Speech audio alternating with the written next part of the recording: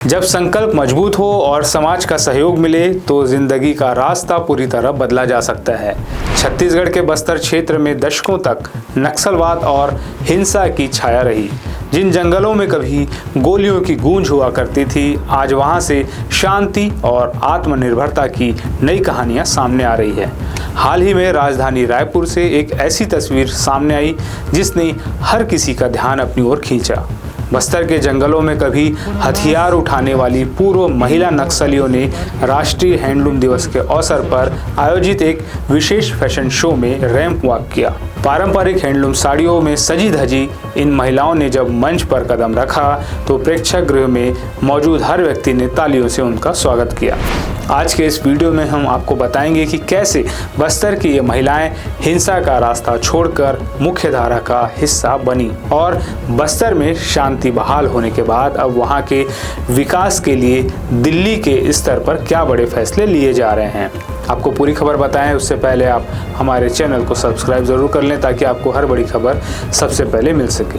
नमस्कार, मैं हूं चंद्रशेखर। सबसे पहले बात करते हैं रायपुर में आयोजित इस खास कार्यक्रम की। 7 अगस्त को राष्ट्रीय हैंडलूम दिवस के मौके पर रायपुर के दीनदयाल उपाध्याय ऑडिटोरियम में एक जनजातीय फैशन शो आयोजित किया गया था। इस कार्यक्रम का मुख्य उद्देश्य छत्तीसगढ़ के पारंपरिक हैंडलूम और आदिवासी बुनकरों की कला को प्रोत्साहन देना था। लेकिन इस कार्यक्रम का सबसे खास और भावनात्मक पल तब आया जब आत्मसमर्पित पूर्व महिला कैडर्स ने रैंप पर कदम रखा। इन महिलाओं ने बस्तर के पारंपरिक हैंडलूम परिधान और आभूषण पहने हुए थे। उनका आत्मविश्वास यह साफ बयां कर रहा था कि वे अपने अतीत के भय और उग्रवाद के साए को बहुत पीछे छोड़ चुकी है।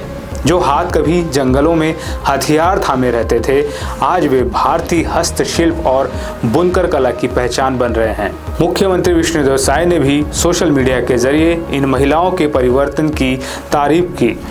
उन्होंने कहा कि बस्तर में शांति और संभावनाओं का एक नया दौर शुरू हो रहा है। हिंसा से अवसर की ओर और भय से आज़ादी की ओर यह बदलाव ही शांति की असली जीत है।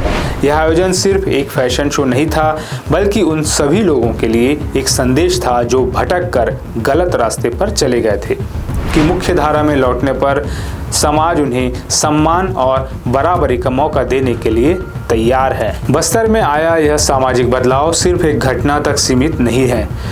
सामाजिक पुनर्वास के साथ साथ इस इलाके को बुनियादी सुविधाओं से जोड़ना सबसे बड़ी जरूरत बन चुका है। बस्तर में पिछले 40 से 50 वर्षों से उग्रवाद के कारण अंदरूनी इलाकों तक सड़कें, अस्पताल और स्कूल नहीं पहुंच पाए थे। लेकिन अब जब बस्तर में सुरक्षा की स्थिति सुधरी है तो राज्य सरकार ने बुनियादी ढांचे के विकास की गति तेज कर दी है। इसी सिलसिले में छत्तीसगढ़ के मुख्यमंत्री विष्णुदेव साय और उप मुख्यमंत्री विजय शर्मा ने नई दिल्ली में केंद्रीय ग्रामीण विकास एवं कृषि मंत्री शिवराज सिंह चौहान से मुलाकात की। इस उच्च स्तरीय बैठक में बस्तर के ग्रामीण इलाकों में सड़कों और प्रधानमंत्री आवास योजना के विस्तार पर चर्चा हुई। मुख्यमंत्री साय ने केंद्र सरकार के सामने बस्तर की एक बहुत ही व्यवहारिक और भौगोलिक समस्या रखी। उन्होंने बताया कि बस्तर के कई गांव घने जंगलों, पहाड़ियों और कठिन रास्तों के बीच बसे हैं।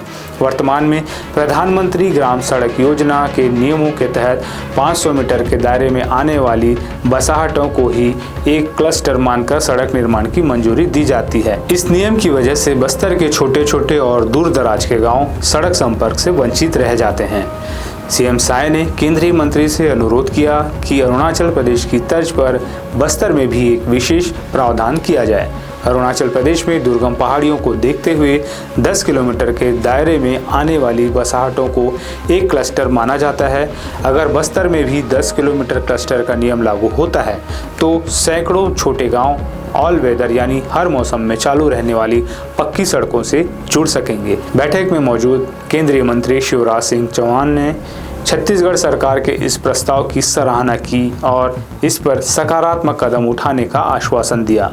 उन्होंने कहा कि केंद्र सरकार बस्तर जैसे सुदूर और आदिवासी बहुल क्षेत्रों के विकास के लिए पूरी तरह प्रतिबद्ध है। सड़कें केवल आने जाने का जरिया नहीं होती, बल्कि वे सुरक्षा, स्वास्थ्य, शिक्षा और रोजगार का आधार होती है।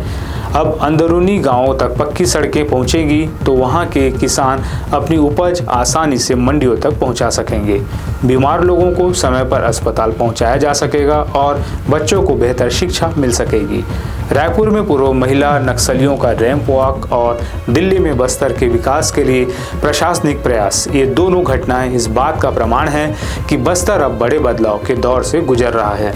दशक भर पहले जहां सिर्फ उग्रवादी की खबरें आया करती थी, आज वहां मुख्य धारा में वापसी, स्वरोजगार और इंफ्रास्ट्रक्चर डेवलपमेंट की बातें हो रही हैं। जब आत्मसमर्पित कैडर्स को समाज में सही मार्गदर्शन, रोजगार के अवसर और सुरक्षा मिलती है तो वे न सिर्फ अपनी जिंदगी संवारते हैं बल्कि पूरे क्षेत्र के लिए प्रेरणा बनते हैं। बस्तर की यह कहानी दिखाती है कि शांति का रास्ता ही तरक्की की ओर ले जाता है। आप इस पूरे बदलाव को किस तरह से देखते हैं? क्या आपको लगता है कि बस्तर में सड़कों के विस्तार से वहां के लोगों की जिंदगी में तेजी से सुधार आएगा? अपनी राय हमें नीचे कमेंट बॉक्स में ज़रूर लिखकर बताएं। अगर आपको यह रिपोर्ट और जानकारी पसंद आई हो तो इस वीडियो को लाइक करें, शेयर करें। छत्तीसगढ़ और देश की ऐसी ही खबरों के लिए हमारे चैनल को सब्सक्राइब करें।